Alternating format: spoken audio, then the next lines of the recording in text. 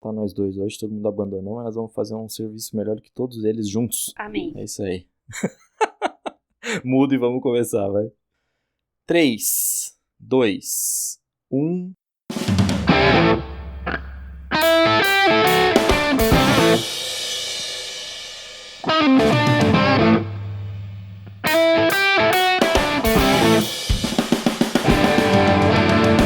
Fala, seus monarca português, interpretado por Caio Castro, tudo quarentenado com vocês. Tá começando mais um episódio do Zonecast, o podcast que esteve às margens do rio Ipiranga em 7 de setembro de 1822, e viu que Dom Pedro gritou, abre aspas, vai tomar no c... Bolsonaro, fecha aspas, toca aí Clê. Bom dia, boa tarde, boa noite. Pra você que tá chegando agora, meu amigo, está começando mais um episódio desse já consagrado podcast do Tailgate Zone, o Zonecast. Estamos no episódio 101. Olha que beleza, já passamos a contagem centenária. E ao meu lado, pra gente falar de um assunto bom, pra gente meter o pau no jogador. Boa tarde, Ana. Tudo bem? Boa tarde. Muito bom saber que é o podcast número 101, porque fica a informação aí, o meu filme favorito quando eu era criança era 101 Dálmatas. Maravilhoso, muito bom, muito bom, muito bom. E é só a Ana mesmo hoje, gente. Vamos fazer uma dobradinha aqui, eu e ela. Como nos velhos tempos que esse podcast só tinha 2 pessoas, estamos seguindo nisso. E vai ser divertido, vai ser muito divertido. Eu não tenho nem groselha pra falar, Ana. Eu acho que a gente vai falar tanta coisa lá no meio que eu vou pular qualquer groselha. Vou chamar a Paulinha e a gente começa o nosso papo. Acho que é melhor, né? Pera lá, chefinho. Antes da vinheta, faltou o jabazinho, né? Geralmente não sou eu que dou jabá, mas bora lá. Primeira vez aqui. Então, galera, sigam a gente nas nossas redes sociais, que vocês já devem conhecer, mas bora lá seguir no Tailgate Zone. Só no Twitter que é diferente, Tailgate Zone _BR. E lembrem de também se inscrever no canal do YouTube e acompanhar a gente lá, que a gente tá sempre fazendo umas lives muito legais. É isso aí, é isso aí.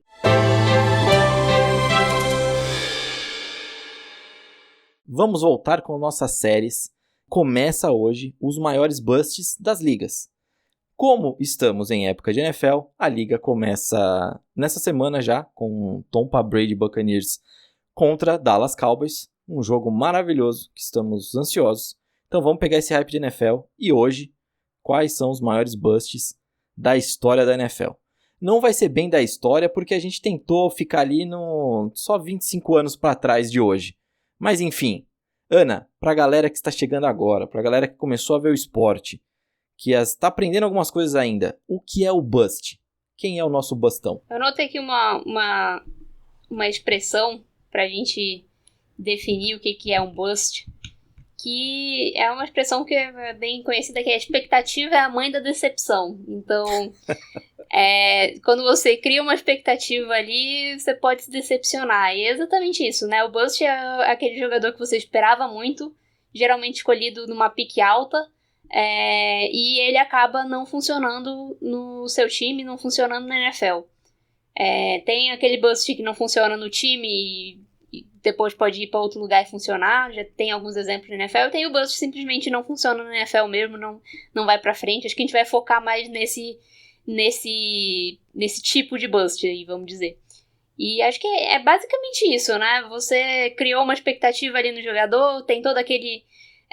antes do draft, todo mundo vai atrás daquelas listas, quem que são os melhores, quem que é o jogador número 1 daquele draft, tudo isso é projeção, né? Então você tá sempre pensando no que vai acontecer, no que pode acontecer, e muitas vezes não acontece. Então acho que é isso, o jogador escolhido com uma pique alta, é bem complicado você dizer, por exemplo, um bust que foi escolhido na 6ª rodada. Dificilmente isso acontece, a não ser, sei lá, um kicker.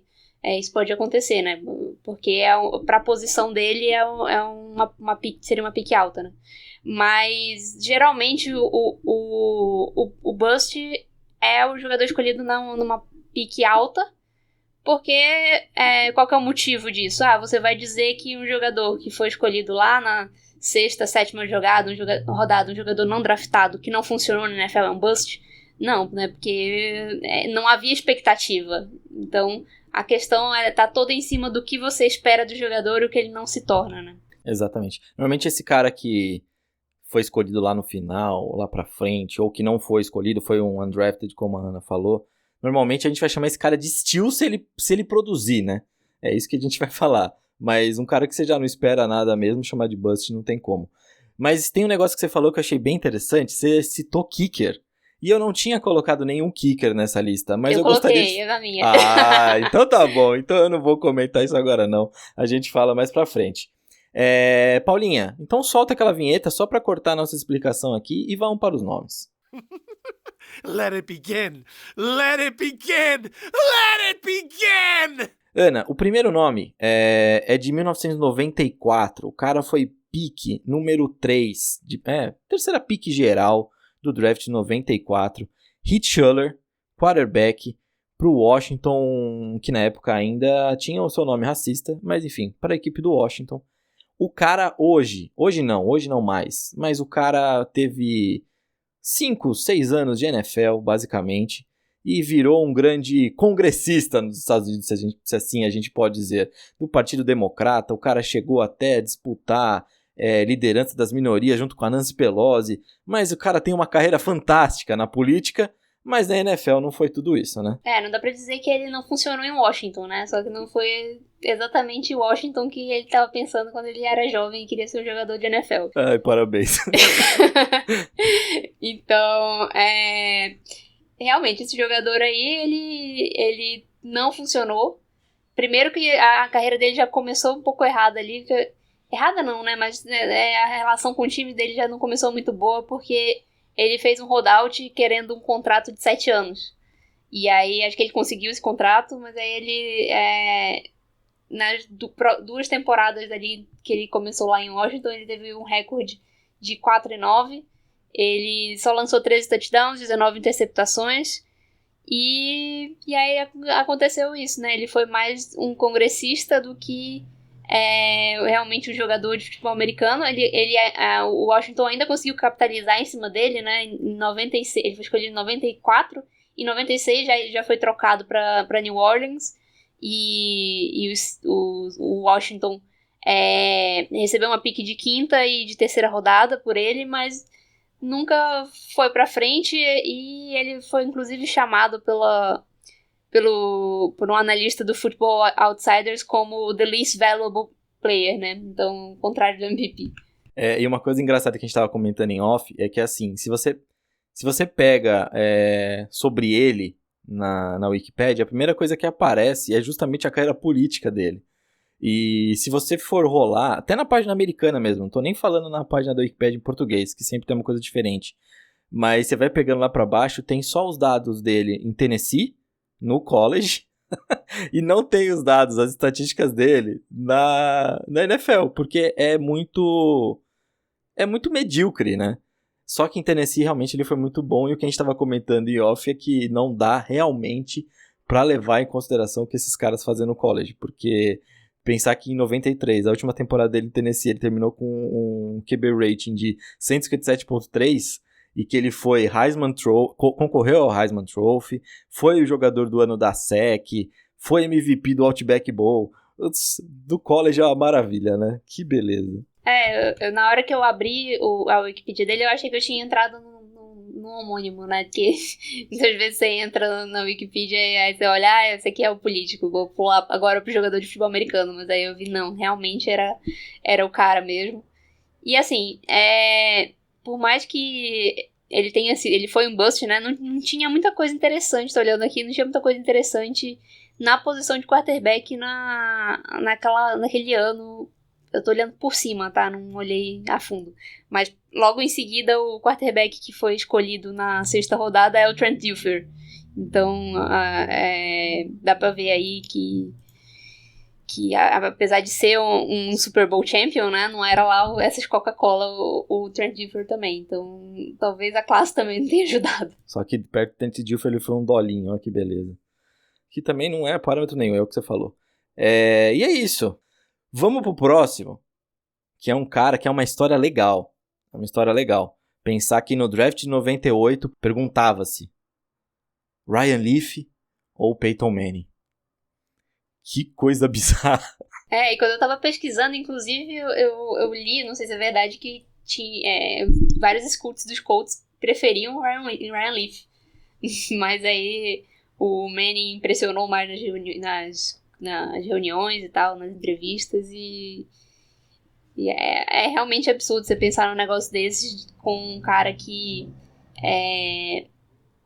ele acabou escolhido uma pick depois, né, na pick 2, pelos Chargers, e ele só ganhou 4 dos 18 jogos dele como titular, e ele lançou 13 touchdowns e 33 interceptações na carreira.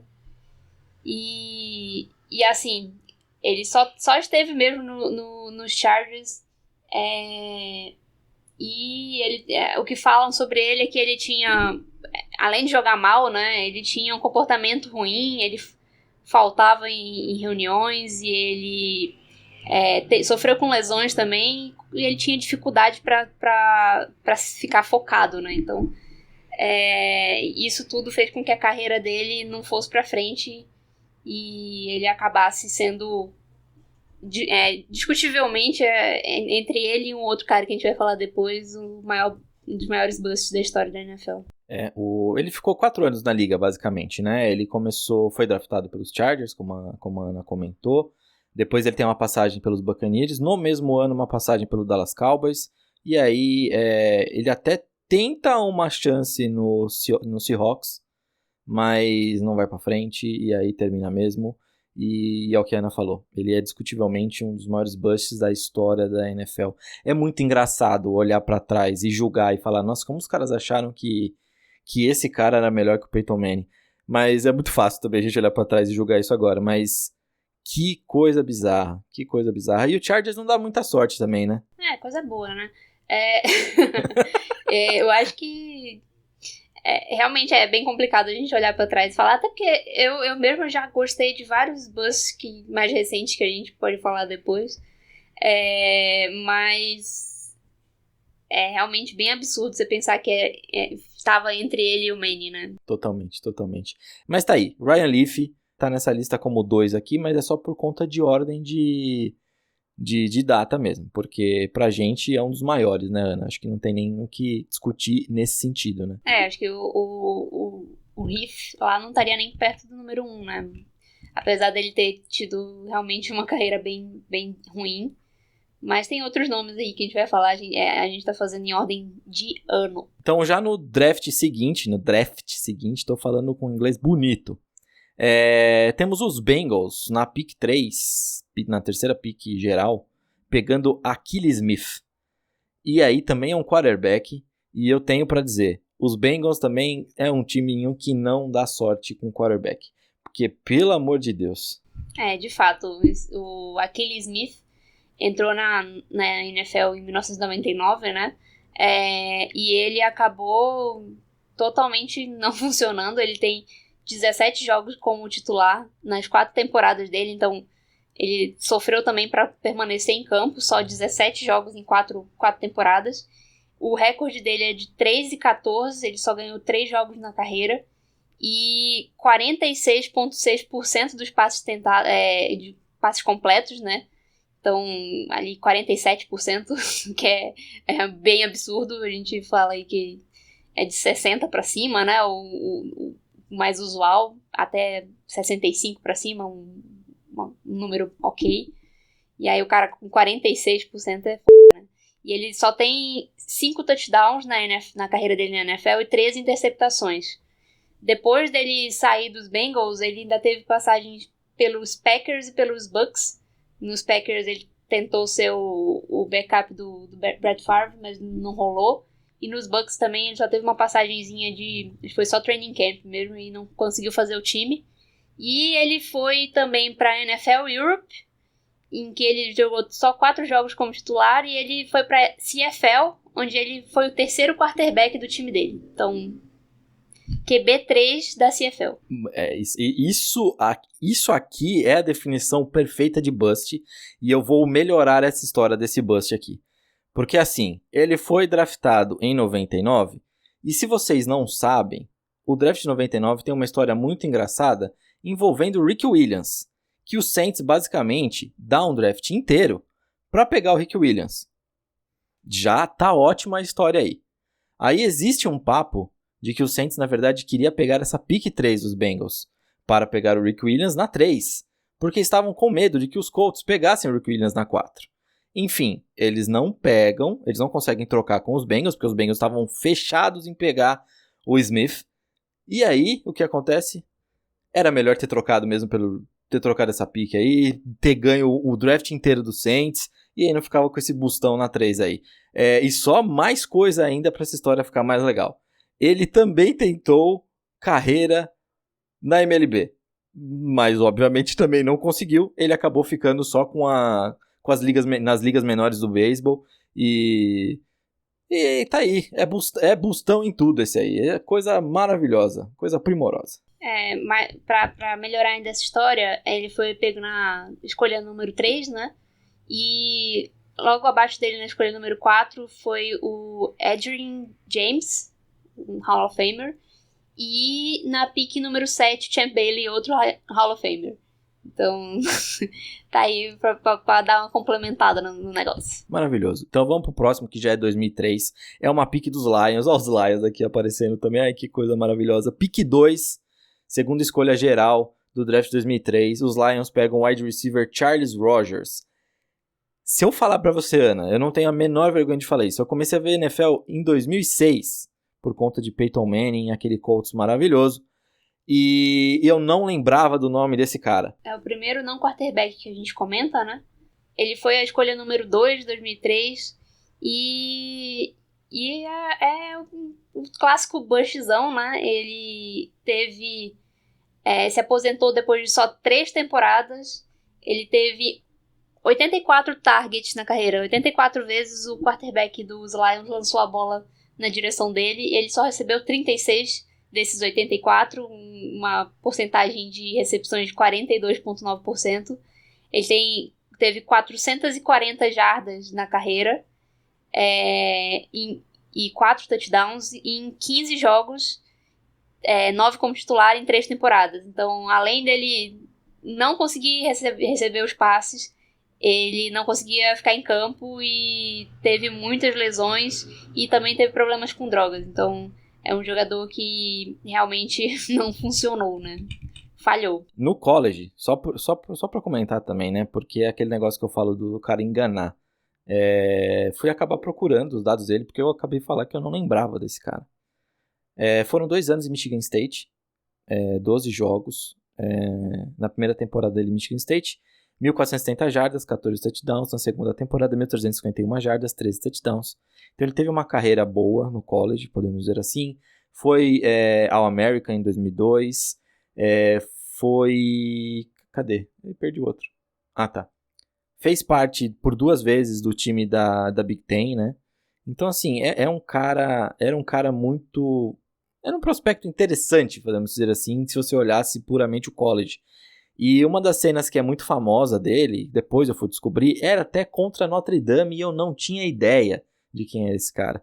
Mas é um vídeo, depois eu vou ver se eu coloco no podcast, mas é bem legal o touchdown, tá? Ele consegue pular por 2 marcadores de Notre Dame e ainda consegue ficar dentro de campo e marcar o touchdown. Então, assim, é uma coisa maravilhosa esse lance, mas coisa de college, fica no college só e os caras não conseguem se fixar na NFL. Triste por ele. Só pra trazer aqui o contexto do draft, ele foi escolha número 2, né? Ele foi escolhido uma pique à frente do Andre Johnson, então poderia os Lions poderiam ter conseguido aí um bom wide receiver no lugar dele. E também teve o Terrell Suggs na pique 10, e aqui que eu olho por cima, o Troy Polamalu na pique número 16, mas aí também tem a questão do... O Polamalu caiu até 16, né? Então, provavelmente a galera não... Os scouts aí falharam e talvez tivesse sido considerado um reach na época. Ana, você citou o nome de um cara aqui, Fred Biletnikoff, num podcast pra trás aí, que era um grande wide receiver dos Raiders, certo? Sim. Exatamente. O nosso querido e glorioso Charles Rogers ganhou o Fred Biletnikoff também estão no college. Só pra gente mostrar como realmente ele tinha uma carreira interessante no college e ficou só no college. E por fim, só pra eu registrar isso aqui, que eu também descobri durante a pesquisa, você sabe da onde o cara é, Ana? Não faço ideia. Ele é um Florida Man como o nosso amigo Eric Menal. E aí, o mais interessante, ele não é só um Florida Man. Ele é de Fort Myers, a cidade do Eric Menal. Isso é maravilhoso. E eu queria deixar registrado nesse podcast. Tinha que deixar registrado. Agora a gente pode passar pro próximo. Então agora a gente chega no que a gente falou da discussão se é o Ryan Leaf o pior ou não. Que é o Jamarcão. Jamarcus Russell, pique 1 do draft 2007 pelos Raiders. Que também mostra como os Raiders até hoje estão procurando o que fazer da vida. Já não é de agora, já tem muito tempo que eles não sabem o que fazem. Quando me chamaram, perguntaram aí quem quer participar do podcast dos Busts, né, eu falei, eu vou perder a oportunidade de falar mal dos Chargers e dos Raiders, né, muito complicado, né. Mas realmente o Jamarcão é um cara que marcou a NFL por ser realmente um grande bust, porque se acreditava muito nele, que ele poderia virar um grande quarterback. E ele teve, principalmente, ele se destacou muito por um Pro Day fantástico, então, galera, fiquem atentos aí a Combine, Pro Day, os números muitas vezes não mostram o que é o jogador. E assim, ele teve muito problema na NFL com condicionamento físico, ele sempre se apresentava para a temporada seguinte com acima do peso, e sem aquele condicionamento físico que os jogadores sempre tem que manter durante a off-season. O cara, não é porque ele tá de férias que ele a maior parte do tempo da NFL, o cara fica tem pelo menos 3 meses pra ficar sem fazer nada. Então, o fazer nada, acho que ele levava muito a sério, enquanto outros jogadores se mantêm pelo menos com o físico ideal para jogar. Ele jogou nos Raiders entre 2007, quando ele foi draftado, e 2009. Ele teve 52% dos passes dele completos. Ele jogou 31 jogos, 25 como titular, 18 touchdowns, 23 interceptações, 15 fumbles perdidos. E o cara simplesmente, assim, saiu dos Raiders. Ele, se eu não tô enganado, ele não teve mais nenhum contrato na NFL. Ele simplesmente acabou ali pra ele. Tem até uns highlights legais dele, não tem? Tem uma corrida dele nos Raiders que ele recebe o snap, ele olha e já sai correndo que nem um retardado. Tem uns highlights legais, mas só isso, né? Sim, isso aí. Ele não, apesar de ter umas jogadinhas ali, uma jogadinha ou outra, né, que é engraçadinha, mas como quarterback na NFL mesmo não deu certo de jeito nenhum. E é isso. Ele tá aí na disputa com o Ryan Leaf de quem é o maior bust da NFL de todos os tempos, e é isso. Os dois brigam forte pra ver quem é o pior entre eles.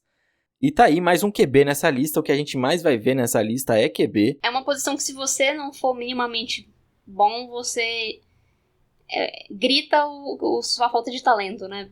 Ou sua falta de jogo, de jogar bem. Muitas vezes não é nem falta de talento, é falta de cabeça mesmo. Muitos desses caras acabam não dando certo mais por causa disso. Mas outras posições acabam se escondendo, às vezes, atrás do resto do time.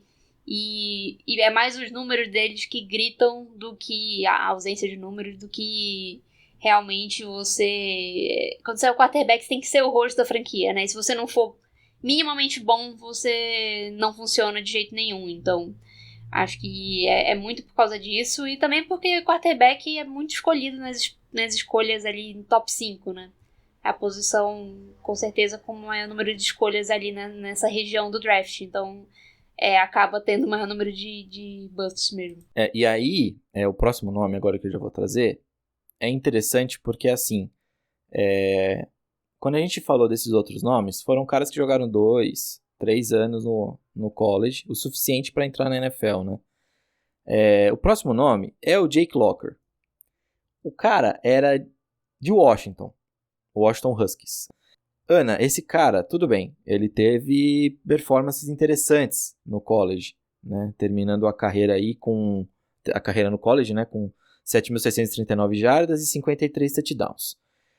Só que aí quando você pega um cara que ficou 5 anos no college, alguma coisa tem de errado, né? Porque se ele fosse bom mesmo, ele já teria saído no mínimo possível, não é verdade? Com certeza, né? E também, apesar de ser college, número no college é sempre bem complicado, né? A gente tem que ver o talento ao redor do cara e tudo mais. Mas ele é um cara que só completou 53% dos passes dele. E assim, ele piorou a porcentagem de passes completos da penúltima para a última temporada dele. E não funcionou, né? É bem engraçado ele ter sido escolha tão alta, né? E foi a escolha do Tennessee Titans. É muito ridícula essa escolha. E assim, ele não chega nem a jogar nos 4 anos que ele ficou nos Titans, depois ele também não consegue nenhum contrato na NFL. Ele não teve nenhuma temporada que ele jogou todos os jogos. E aí, um dado interessante dele também é que aquele número de TDs e interceptações dele é quase 1 para 1, é quase um touchdown, uma interceptação, né? Então o cara fica no 0-0, porque ele tem 27 touchdowns na NFL e 22 interceptações. É um cara medíocre e que foi draftado com a 8ª escolha geral. E aí a Ana vai trazer pra gente quem os Titans podiam ter draftado e ter melhorado o elenco naquela época, né? Pra começar, tem o Tyron Smith, né? O tackle do Dallas Cowboys, foi escolhido na pick seguinte.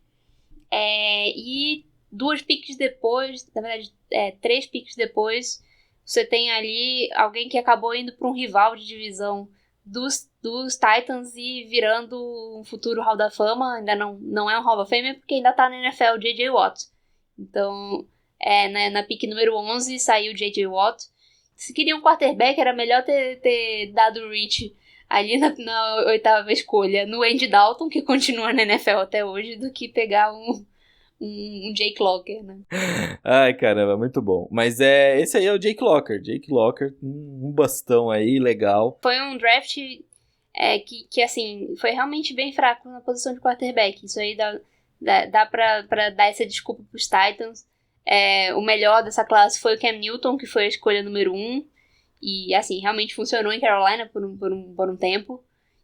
Mas foi um draft mais com jogadores defensivos. Tem o Ryan Kerrigan, tem alguém que eles não poderiam escolher, que é o Von Miller, ele foi a pick número 2.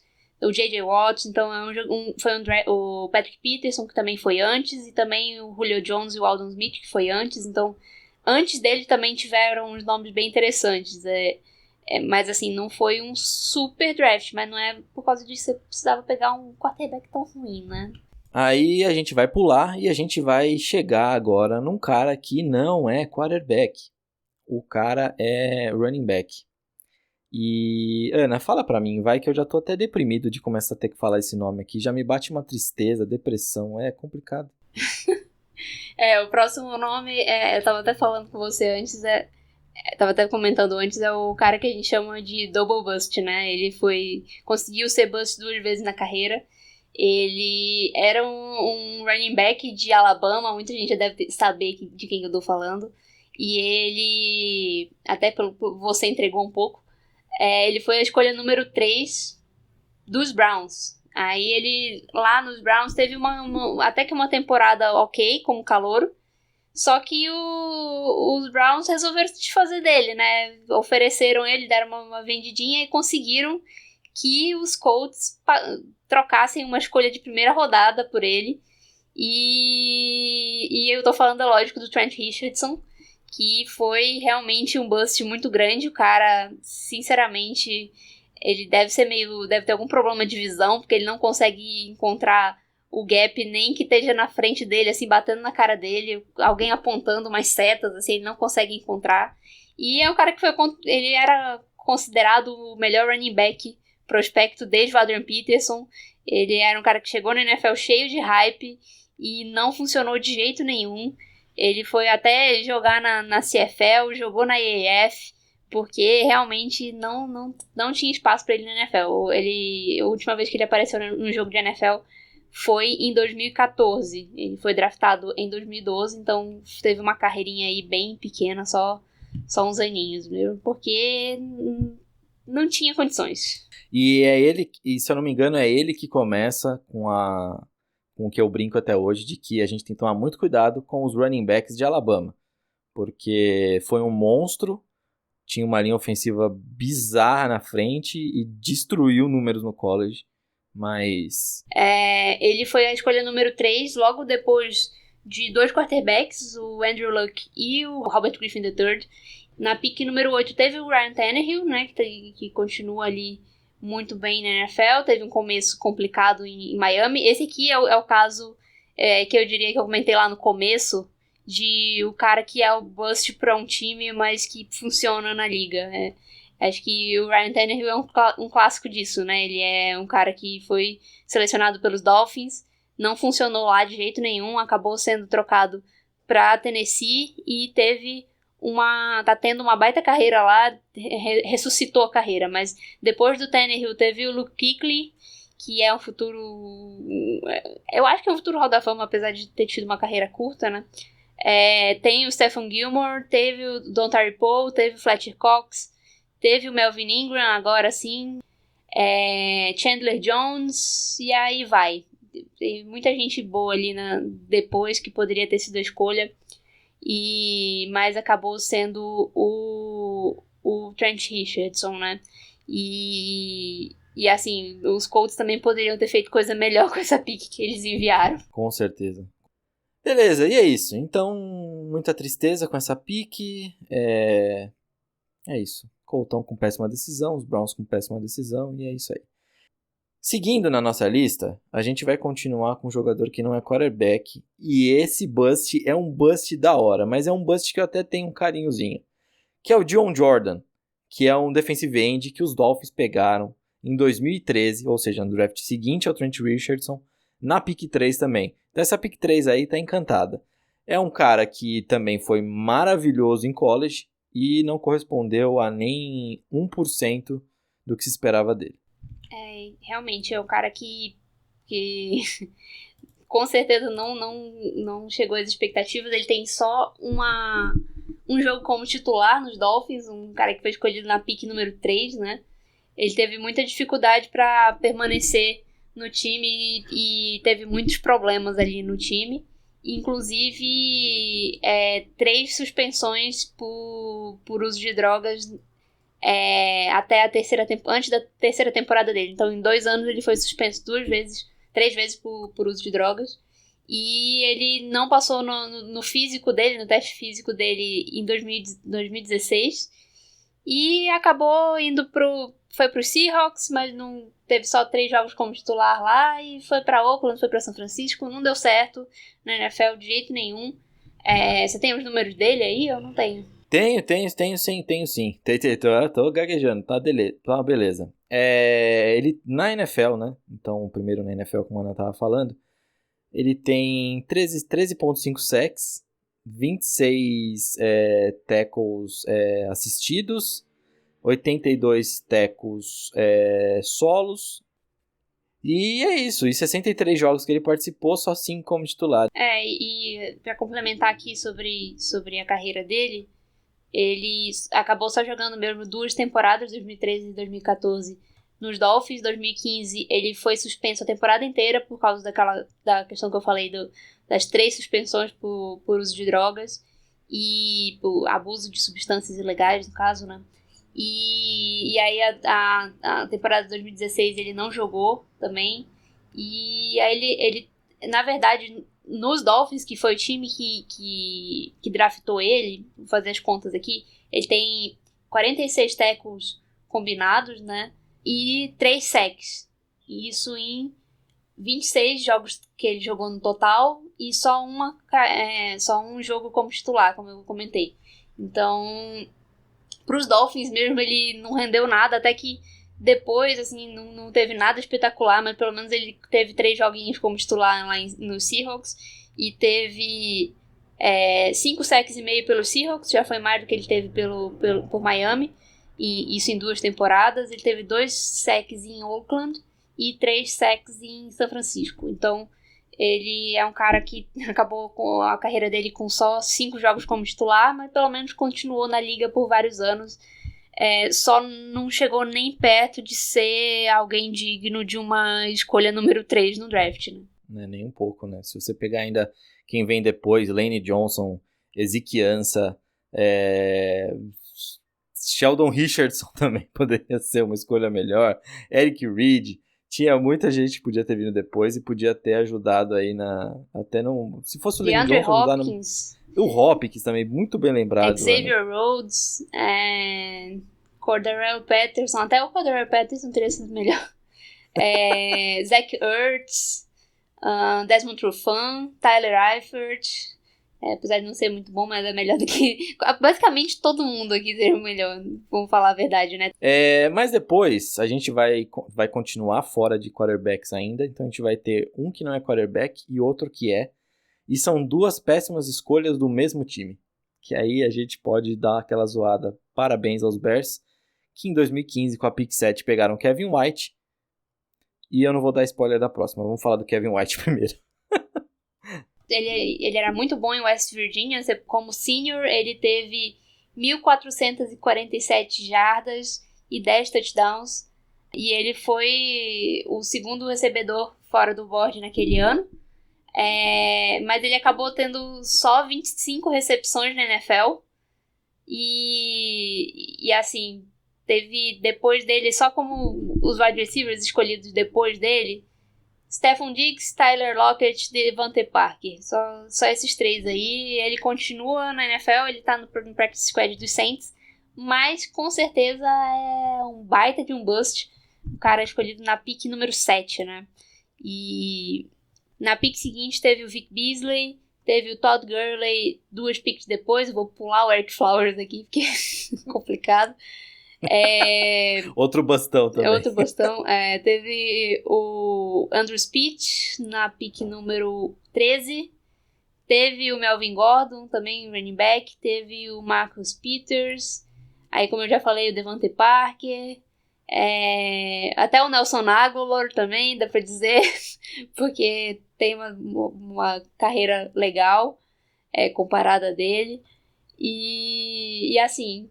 Esses caras é complicado você dizer, né? Porque basicamente todo mundo ali poderia ter sido melhor, porque um cara que tem só 25 recepções na carreira, sendo uma pick número 7 no draft, é bem complicado. Bota o carimbo bust nele. E aí, a outra escolha dos Bears não era nenhuma escolha dos Bears. Os Bears tiveram que fazer uma troca para pegar essa escolha, que é o que torna isso... um bust, uma história de bust melhorada, o Mitchell Trobosta, entendeu? Porque os Bears não tinham a pick 2, tiveram que trocar com São Francisco para conseguir pegar o Trobosta, e o Trobosta agora é um reserva lá em Buffalo. Também decepcionante demais, bota o selo de incompetência para os Bears. A maior questão aqui do Mitchell Trubisky, que ele vai sempre... Tem 2 coisas, né? Uma é a troca, né? Os Bears estavam na pick número 3 e o São Francisco na pick número 2, então foi simplesmente uma troca de lugar no draft. E, se eu não me engano, os Bears pagaram uma escolha de 4ª rodada para fazer isso e mais algumas outras coisas. Então, o São Francisco entrou na mente de Chicago. E falou assim, olha, se você não subir, eu vou trocar com outra pessoa que é o seu cara, ou então se você não subir, eu vou escolher o seu cara. E aí eles acabaram pagando pra subir e pegar o Trubisky, que já não tá mais nos Bears. Os Bears já seguiram em frente, já draftaram outro quarterback esse ano, e o Mitchell Trubisky tá como reserva do Josh Allen lá em Buffalo. Mas o que torna isso principalmente a gente falar dos jogadores que vieram depois, né? O próprio São Francisco também não se deu bem com esse draft, né? Porque eles escolheram na pick seguinte e acabaram com o Solomon Thomas, que também não funcionou lá de jeito nenhum. Hoje está nos Raiders, né? Mas aí depois você tem o Leonard Fournette, que apesar de não ter virado também em Jacksonville, teve boas temporadas ali. Tem o Corey Davis também, que também não funcionou muito bem em Tennessee, mas já lá no final do seu período é pelo menos um wide receiver viável na NFL. Aí você tem Jamal Adams, que basicamente isso é um draft de pessoas que não estão mais no próprio time, né? Fora o Myles Garrett ali na primeira escolha, todo mundo ali nas 6 primeiras não tá mais. Aí você tem depois Mike Williams, que também era um wide receiver ok ali dos Chargers, que continua lá, né? E aí você tem Christian McCaffrey, tem o John Ross, que não funcionou em Cincinnati, e depois você tem Patrick Mahomes, Marshawn Lattimore e Deshaun Watson. Apesar do Deshaun Watson ser um bosta, ele é bem melhor que o Trubisky, né? Então, em termos de avaliação de quarterback, você tem 2 excelentes quarterbacks jovens que poderiam ter sido a escolha, e aí eles foram com o Trubisky. É sempre fácil a gente olhar pra trás e dizer, apontar o dedo, mas complicado. E aí tem até outros nomes. Essa classe é bem interessante. Tem o Marlon Humphrey, tem o Evan Ingram. Não, Evan Ingram não, deixa eu pular ele, que ele não é muito bom, não. O Tre'Davious White, tem o TJ Watt, o Ryan Ramczyk, enfim, Buda Baker, Dalvin Cook, que classe da hora, né? Mas assim, a escolha do Bears não foi muito da hora, não. Pois é. Tá bom, falamos desse aí. Eu tenho mais um aqui que eu anotei, Ana, e também é quarterback. E aí é engraçado porque eu tinha comprado a ideia de que esse cara era bom também. Mas... Eu também. Então. Josh Rosen, quarterback. Os Cardinals pegaram ele na pick 10 em 2018. E eu tinha comprado que ele tinha muito talento. Mas também é um grande bostão, né? Ele provou que o lado de liderança dele estragou. Acho que o ego inflado também estragou bastante. E tá aí. Reserva de Matt Ryan esse ano. Eles eles subiram também pra escolher o Josh Rosen, né? Eles estavam, acho que na pick 12, se eu não tô enganado. Nem sei onde eles estavam, na verdade. Mas eles fizeram uma troca com na época, Oakland, né? Com os Raiders, pra poder escolher o Josh Rosen, vindo de UCLA. Teve... como é que era o apelido dele? De The Chosen Rosen, né? Acho que era isso. Exatamente. Olha que bizarro. The Chosen acabou sendo Chosen muito cedo. E essa foi uma classe cheia de quarterbacks. Ele era cotado para ser um dos primeiros, mas ele acabou sendo o 4º quarterback a sair do board, mas ele ficou na frente do Lamar Jackson, né? Que acabou sendo a última escolha da primeira rodada. Então, você tem aí um MVP na frente, escolhido depois dele. E você também pode dizer aqui que tem, na pick seguinte, o Minkah Fitzpatrick, um grande safety que hoje tá nos Steelers, né? Ele foi escolhido pelos Dolphins. Mas, assim, de quarterback, você pode só falar que tem o Lamar Jackson, né? Então, e realmente ele é uma escolha... infeliz, mas eu nem consigo criticar muito, porque era uma escolha que eu faria, então... Pois é, o meu caso é o mesmo. Arizona estava na 15ª posição do draft, e foi para 10, trocando com os Raiders, né, como você comentou, e ainda ofereceu depois, acho que uma 3ª rodada e uma de 5ª rodada também, junto com essa inversão aí.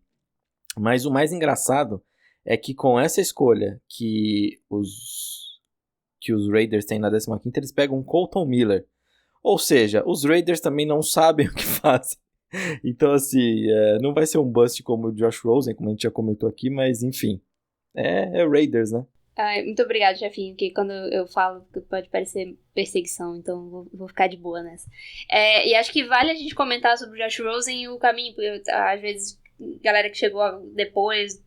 na NFL depois do Rosen, ou que não acompanhava tanto draft, talvez não saiba qual foi a trajetória dele na NFL, né? Ele começou lá em Arizona, ele só jogou uma temporada em Arizona. Arizona terminou a temporada, trocou de head coach, né? E foi o Cliff pra lá, que tinha uma conexão com o Kyler Murray, que acabou sendo realmente a escolha número 1. Pra ter ideia de como foi a temporada do Josh Rosen como lá nos Cardinals, né? A única que ele teve como titular lá. Que ele teve lá, na verdade, ele só ficou esse ano. Eles terminaram com a primeira escolha geral, né? Então ele teve um recorde de 3-10, mas ele não jogou todos os jogos da temporada.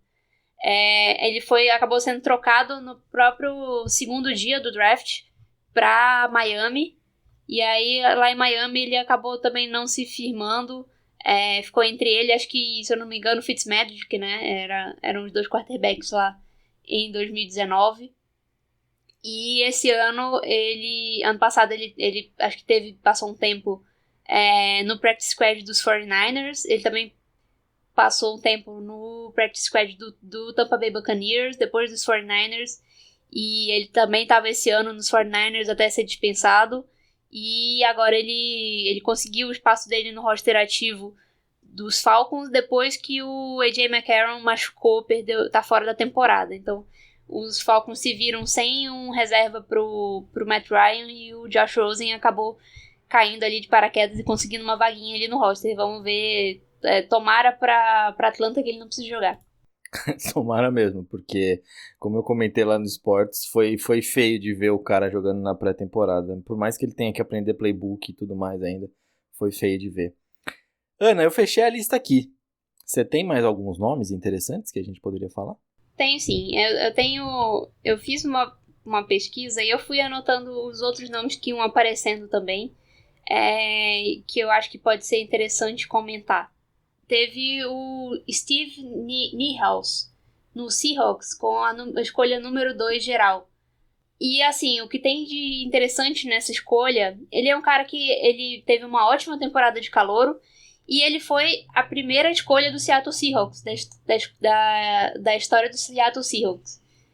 O Seahawks era uma franquia de expansão lá em 76 e ele foi o primeiro a ser escolhido pelo Seahawks, mas depois dessa primeira temporada muito boa, com 9 sacks e meio, ele acabou as temporadas de 77 78 com 0 sacks em 22 jogos e só 6 como titular nesse período. Ele, logo no segundo ano dele, já não era titular no time.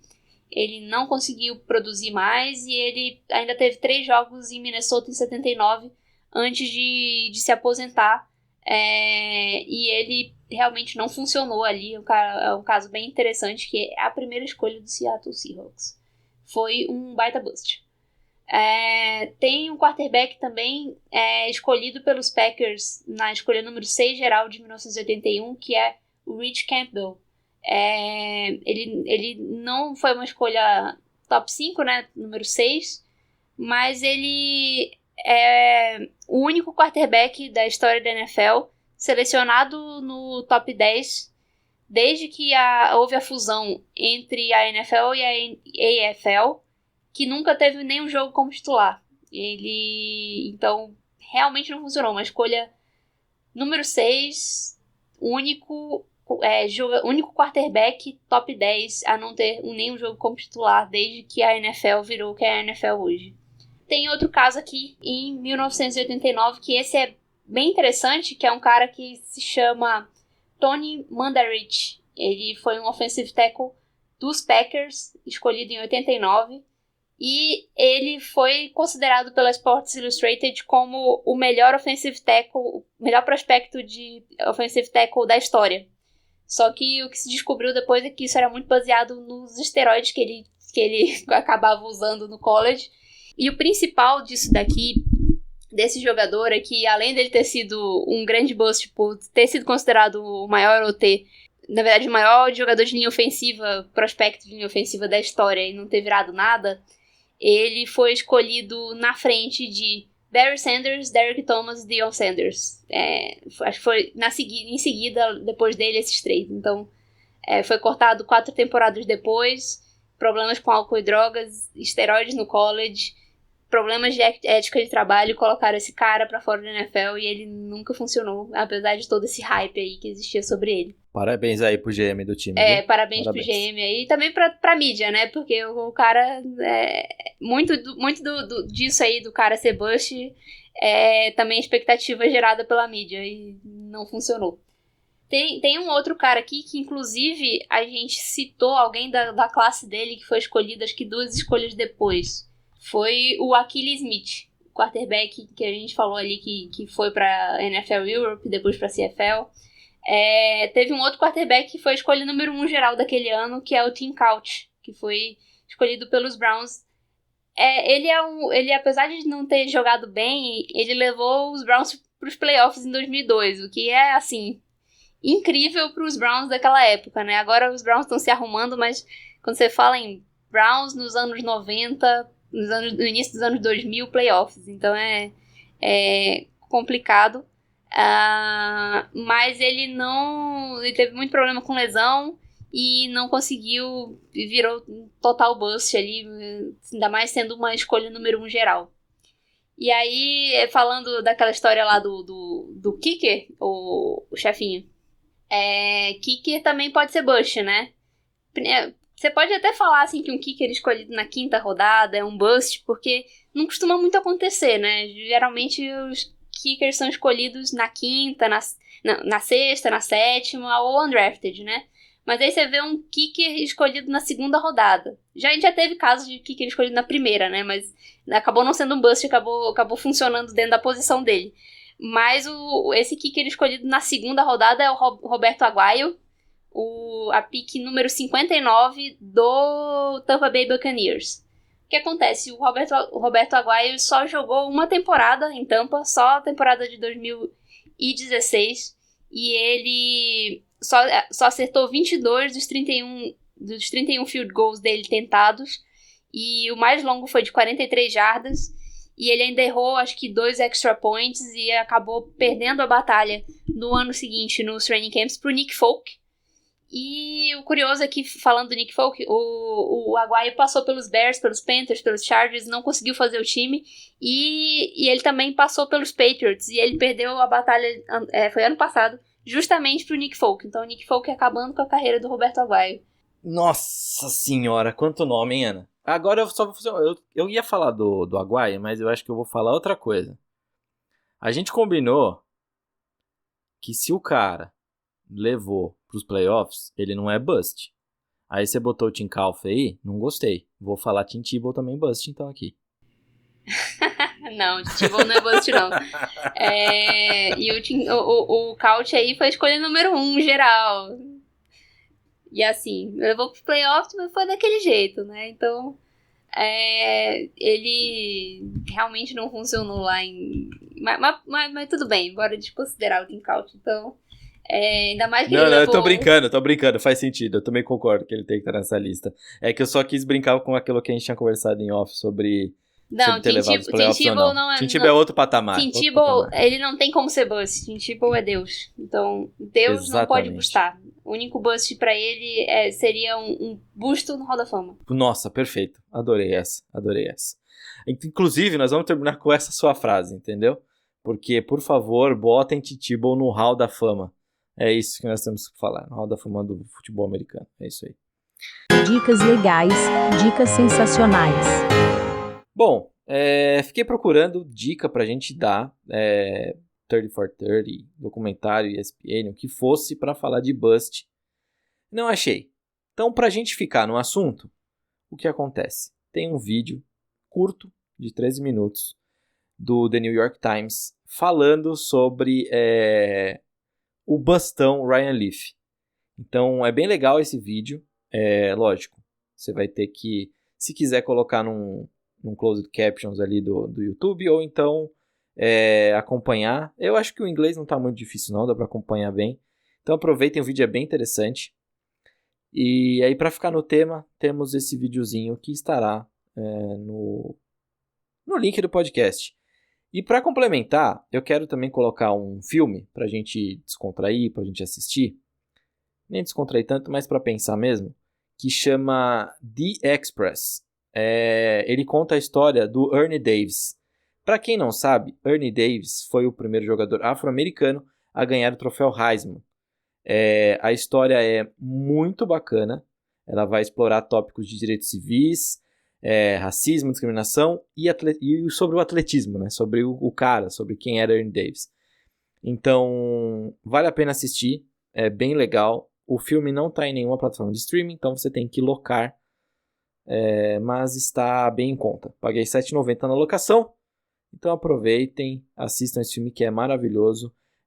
Tem Dennis Quaid, tem Rob Brown, é bem legal, bem legal. O filme é de 2008. Tem Chadwick Boseman no começo da carreira interpretando Floyd Little, a Lenda dos Broncos, se eu não tô enganada. Tô certa, chefinho? Muito bom, né? Glorioso Chadwick Boseman. Glorioso Chadwick Boseman. How long is this gonna take? Mais alguma coisa, Ana? Ou fechamos essa edição? Acho que o que pode ficar, talvez, é a mensagem de que, apesar da gente olhar pra trás aí e falar esses caras aí não tinham nem que tá na NFL, né? Uns caras que não jogaram nenhum jogo, uns caras que jogaram um pouquinho, uns caras que não funcionaram. Acontece e vai continuar acontecendo, a gente vai continuar tendo busts, porque a gente cria expectativa em cima de jogadores que estão vindo do college e muitas vezes ou o jogo deles não traduz bem na NFL, não consegue transitar bem, e às vezes também o cara não tem o esforço que a gente acha que ele pode ter, né? A gente não conhece os jogadores a fundo, então muitas vezes o jogador que a gente assiste e vê jogando bem no college, ele não vai funcionar na NFL. Então, acho que essa é a mensagem que pode ficar aí. Muito bom, muito bom. E aí, a Ana, mais uma vez, com uma frase muito pertinente para encerrar o podcast, e eu só tenho que dizer, foi muito bom estar com você, foi muito bom conversar com você. Aquele efusivo abraço, Ana, e a gente se vê na semana que vem para falar de NBA. Olha que beleza, você estará comigo novamente nessa. Boa, tô animada aí para falar de NBA. Até a próxima, galera, e continue acompanhando a gente aí. É isso aí, galera. Não esqueçam de continuar em casa se assim puderem, se não a máscara e álcool gel. Máscara, como a Ana sempre diz, PFF2. Olha, PFF2, depois de ter falado draft várias vezes. Então, estou encerrando bem esse podcast. Bebam água também e bebam cerveja, porque também tem água. E a gente se vê na semana que vem.